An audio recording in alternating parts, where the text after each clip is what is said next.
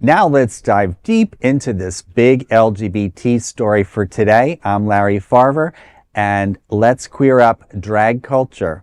Will RuPaul's Drag Race Lexi Love be canceled on social media? Well, will RuPaul's Drag Race finalist Lexi Love survive a social media takedown?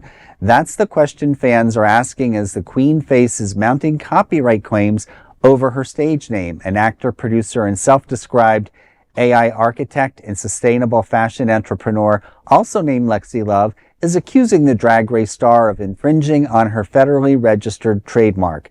She's been posting legal warnings online, tagging Paramount, MTV, and World of Wonder, and demanding that contestant immediately cease all use of the Lexi Love registered trademark name.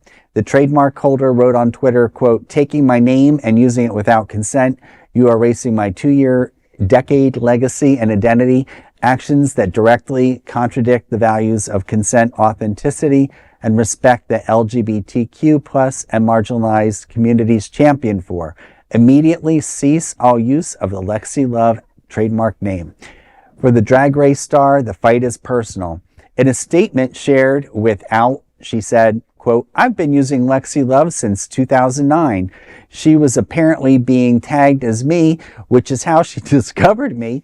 And then 2 months after I was announced on TV, she reinstated an old trademark she no longer had and now is attacking my social media cameo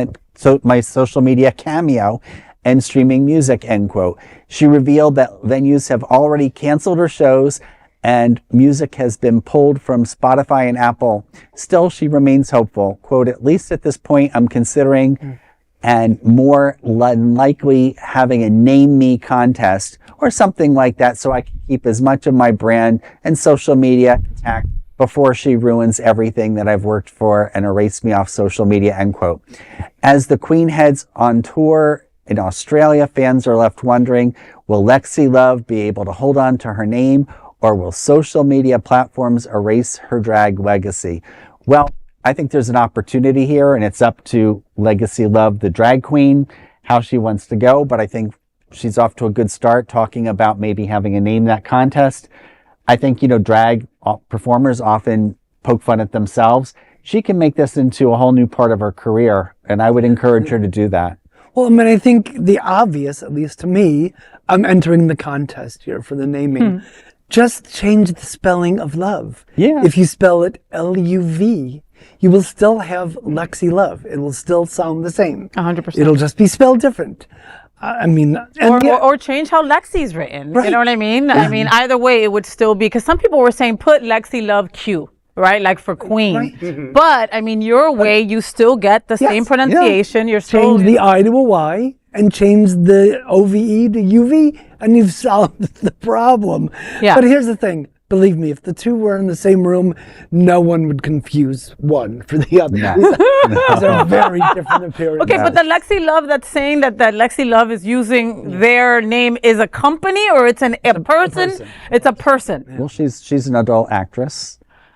She's a friendly adult. Yes, she is. Okay. So, not that that's bad. No, it's just, no. But, it's interesting that she discovered that her name was being used and all of a sudden became an issue. Yeah, they had a trademark that wasn't even valid, and then went back in to make sure that it was valid. And it appears after she sees that Lexi Love becomes a household name after Drag Race. Some paper, right? It's unfortunate because, obviously, she went into Drag Race, the Lexi Love in Drag Race, figuring that this was her name. This is, how she was going to brand herself. And obviously, she didn't really research that if somebody else is using it too. But it may not have been used, like you said. And it might be this person saying, you know what, I'm just going to capitalize on that. And they have their right. And it's unfortunate that I wish that the drag queens that going into RuPaul's Drag Race, when they come out, they're a little more educated on the business side in terms of how to promote themselves. Because once they become famous, they get all these followers and they get all of these bookings and stuff. But how do you sustain? They don't know what to do with it afterwards, right? Like I was watching a documentary on The Biggest Loser, right? On the folks that lost all that, right? And it's like, okay, they're there for 6 weeks, putting their body through horribleness, Yes, right? yes. To get to this goal, and then nobody helps them after. They're like shoved out of the net. and then they're shoved and by. We're done with you. On to the next show, Yeah, right? They gain all the weight back. And they gain all the weight back. They don't know how to deal with looking in the mirror and seeing somebody else that's different, right? So let's talk about drag race, stars. They don't know now the notoriety. Now they're more famous. Now more people know who they are. Now they should make sure that their name is trademarked, like things like that. But do you think that's up? Is it up to RuPaul? No, but I'm saying, like, when you go to the hospital, you get discharge papers. They should give you some kind of discharge papers when you leave RuPaul's Drag Race. Now that you're not with us anymore, take care of this. Well, if they get a good manager, and maybe that's an opportunity for some people in our LGBT community to, if they're not an entertainer, to be behind the scenes and help manage careers. Yeah. They go on to do many different things with Drag Race and stuff. I just think that, with a little more education, and coming out of that, they won't run into these roadblocks. They're such fragile when they come into this. I can't imagine, coming in off of wherever it is you're doing drag, and then you're on like the biggest show. Right, someone coming in from small towns too. And all of a sudden being bombarded with all of this, you see them go through, and I think Lexi has alluded to like having her own, substance abuse problem too. So, that it's a lot of pressure, and it's a lot to figure out within a short amount of time. A lot. I mean, on the show, we saw Lexi Love and her relationship with her mom. We saw that her mom had used girl when talking about her, and she was floored because it was the first time that she had referred to her as a woman.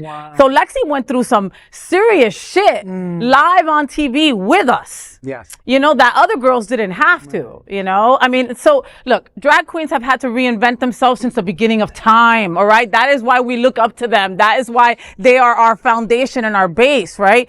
So I'm not worried about her having to change her name. I'm more worried about her music. Right? Because we saw with Taylor Swift, the biggest pop star in the universe, had to go through to get rights to her own music that she wrote and played the instruments for.